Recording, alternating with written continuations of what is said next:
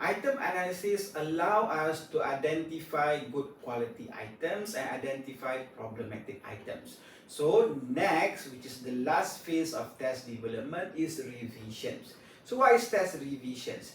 The revision process ensure a test is accurate, fair and aligned with its intended purpose. Okay, it involves refining test items, balancing between strengths and weaknesses of the items and tests, and conducting multiple tryouts before finalizing the standardized versions. So in this case, it's more of iterative process or continuous improvement process. When we find problematic items or items that require modifications, so we have to refine and improve and go for construction against, and go for tryouts against, and conduct item analysis against.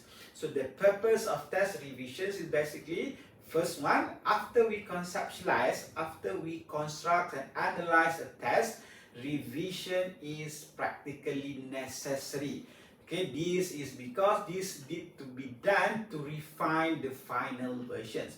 We want to produce a high quality test.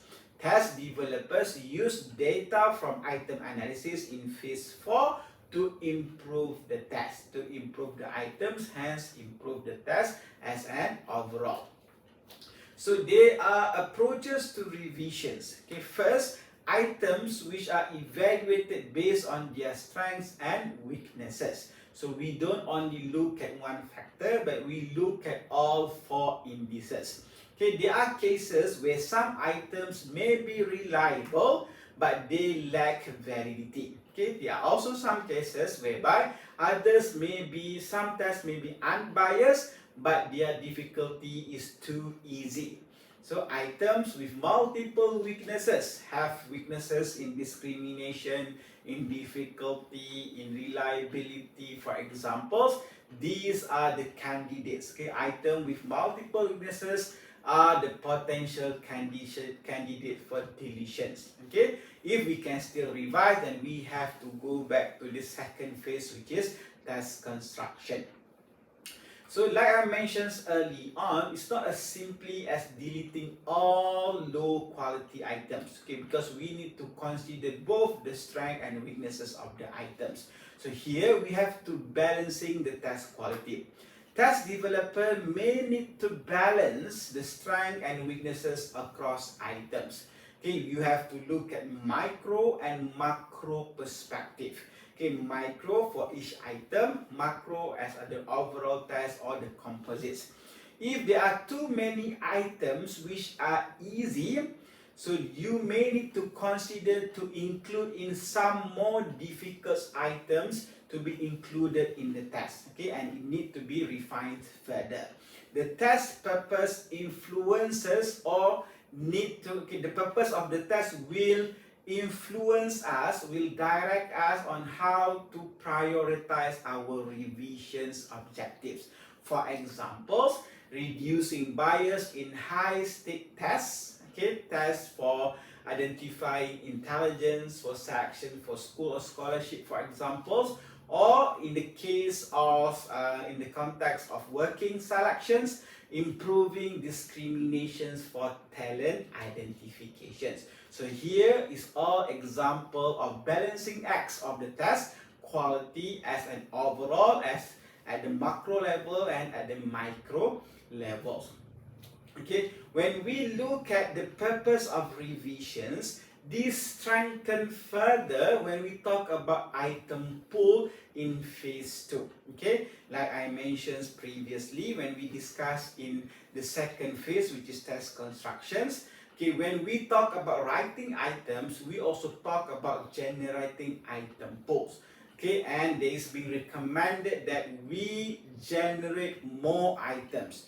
If we target for 30 items, we generate double the numbers, okay, 60 items. Why? It's very important because after item analysis, we will always find problematic items. So a large pools allow for the removal of poor items, while maintaining domain coverage. Okay, if we have 3 components, then we will still be able to have 10 items for each component, for example. So careful selections ensure that all aspects of the tested domains are represented. We don't want to have one particular component or domain underrepresented.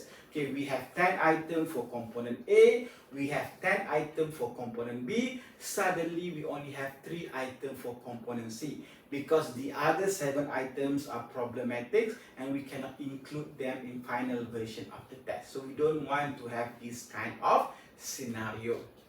Okay, after we manage to get a good quality items, we may consider standardizations and finalizations of the test. So after revision, the updated test is administered under standardized conditions to a new samples. Okay, after item analysis, we managed to identify good quality items. There are enough number of items for each domains and for the overall of the test, then we can proceed with standardization study. Okay, a second item analysis determines if the test is ready for finalizations. After we conduct the standardization study, we also perform item analysis. If we also receive good findings, good results from the second item analysis, then we can consider to finalize our test. So once finalized, test norms are developed. We can develop norms from the data, these to help us or to help test users to interpret the score. And the test is considered standardized when they are able to develop or establish their norms and normative tables. Okay, all of these process can be considered as continuous improvement, okay, as an iterative process. If the test is still not satisfactory, the revisions, the tryout, and item analysis cycles need to be repeated again and again. So in fact, we need to do many cross-validation study.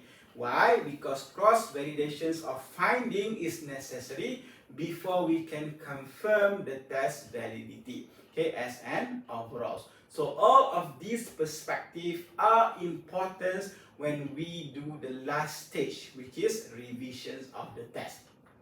Okay, so in a nutshell, so we have discussed the 5 steps of test developments, starting from phase 1, test conceptualizations, test constructions, tryouts, item analysis, and just now we discussed about test revision. So overall, we have covered all important steps of test developments. Under test conceptualization, we discussed the 14 questions that test developer need to address using a proper scientific academics procedures. Okay, all of these 14 questions should help test developer to conceptualize the new test that they want to develop. And then in the second phase, we discuss about test construction. We talk about scaling and scaling methods. We talk about writing items and scoring items. We also consider an additional discussion points on content validations. And next, we talk about test tryouts, where test developer need to ensure 3 important aspects, which is subject's characteristics, sample size, and testing conditions. Under item analysis, we try to establish 4 indices, which are item difficulty index, item reliability index, item validity index, and lastly, item discriminations index. And after we manage to gather this data, it should inform us quality items and low quality items, item that should be retained, and item that need revisions, or item that should be deleted. Okay, all of this perspective we can do it, and we can perform it under test revisions.